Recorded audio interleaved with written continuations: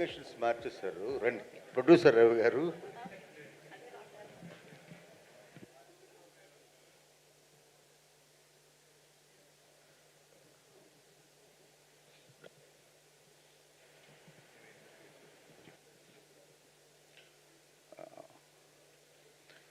Good evening. First பிரபு Salman sir, நான் உங்கள் பெரிய ஃபேன். நான் சினிமாக்குள்ளே வர்றதுக்கு முன்னாடியே உங்கள் ஃபேன் மைனா எல்லாம் பார்த்துருக்கேன்.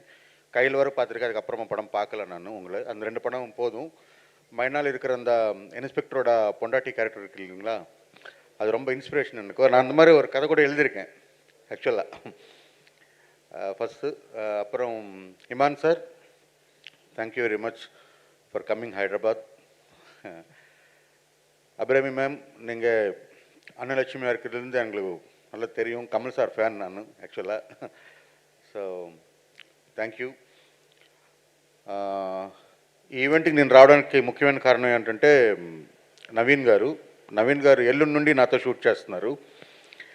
సో ఈరోజు వరకు ఇన్స్పెక్టర్ ఎల్లుండి నుండి క్యారెక్టర్ ఇప్పుడు నేను చెప్పలేను, అది వేరే డిఫరెంట్ క్యారెక్టర్. ఇందాక చెప్పినట్టు అది కంప్లీట్గా ఆయన స్క్రిప్ట్ సెలెక్షన్ ఎప్పుడు కూడా ఒక పాయింట్ చెప్పినప్పుడు దాన్ని సరే ఏదో ఒక ఆన్లైన్ ఆర్డర్ వినేసో లేకపోతే ఒక మామూలుగా డిస్కషన్తో అది కాకుండా స్క్రిప్ట్ రీడింగ్ వరకు పట్టుబట్టి కూర్చోబెట్టి అందరు ఆర్టిస్టులను ఇన్వాల్వ్ చేసి సినిమాని తన సినిమా అనుకొని చేసే ఆర్టిస్ట్ ఆయన. మట్కాలో ఆయనతో పనిచేయడం, అక్కడ నుండి మా ఫ్రెండ్షిప్ పెరగడం, తర్వాత ఇమీడియట్ సినిమాలో ఆయనే హీరో అవ్వడం అనేది నాకు చాలా సంతోషం కలిగించే విషయం.